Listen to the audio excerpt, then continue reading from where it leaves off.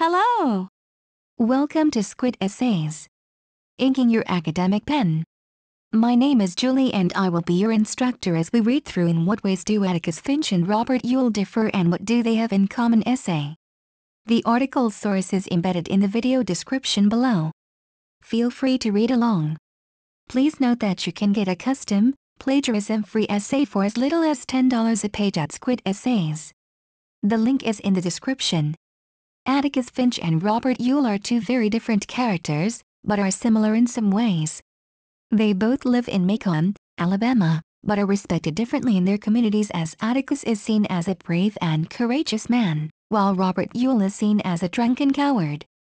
Atticus lives on the main residential street in town, and Robert Ewell lives in what was once a Negro cabin, but it is falling apart.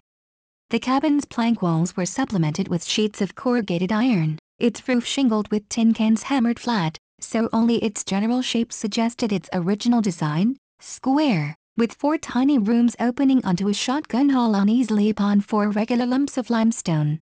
The Ewells scavenge a lot in the county dump they live behind to find bits and pieces for their house.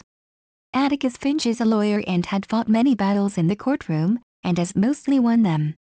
He is one of a handful of members in his community who can see the inequality and racism towards black people. Robert Ewell doesn't have a job, and lives off county sheiks, but spends them on green bottle whiskey.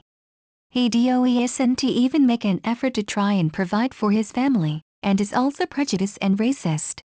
The men's jobs, or lack of them, reflect their social status in Macon. The Ewells have lived and behaved in this manner for generations, while the Finches have been successful.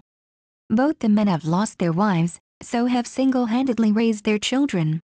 Atticus sets a good example, and plays with them, reads to them and treats them with courteous detachment.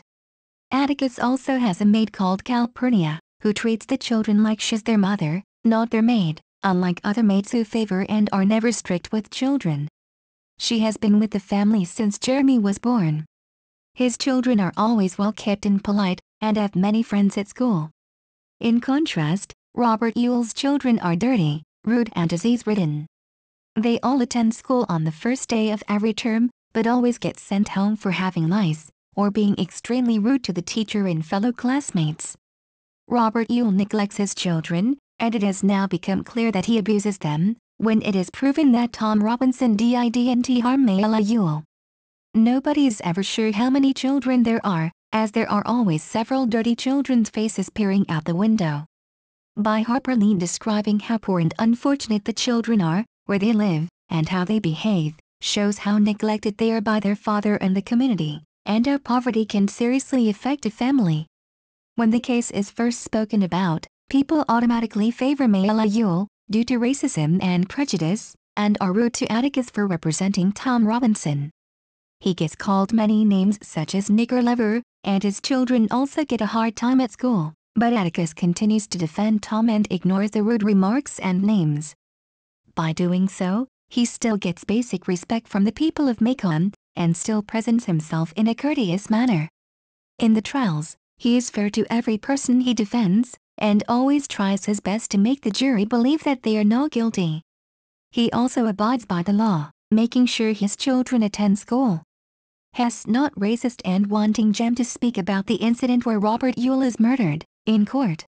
Meanwhile, Robert Ewell is a lawbreaker, and gets away with it.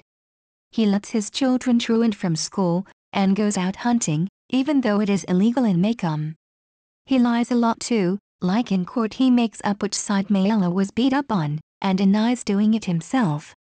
His language in the courtroom is also very bad, as he uses slang and behaves in an uncourteous manner, and his appearance is scruffy, and he doesn't make an effort to be smart. On the other hand, Atticus looks smart and speaks properly, making sure what he says is true and says it in a clever way, so it means one thing, but implies something else. This is how he proves Tom Robinson's innocence to the spectators, even though the jury think he's guilty. At the end of the book, Atticus decides to break the law on one occasion, and go along with Hictate's version of the event, as he doesn't want Jem growing up being told he was let off innocent, as his dad's a lawyer. It was also easier, as Tom Robinson was dead for no reason, because of Robert Ewell, So it was fair to let the dead bury the dead. With Atticus being a polite, fair, hard-working and a responsible man, he and Robert Yule are nothing alike. However, neither fit into their communities perfectly, but none of them are normal. So, with there being some credible similarities, Robert Yule is a rude drunk and Atticus is courageous, so therefore Harper Lee has portrayed them to be two different completely characters. Thank you for taking your time to listen to me. I hope you enjoyed learning about in what ways do Atticus Finch and Robert Yule differ and what do they have in common essay as much as I did. Kindly remember that you can get a custom, plagiarism-free essay at Squid Essays for as little as $10. The link is in the description. See you next time.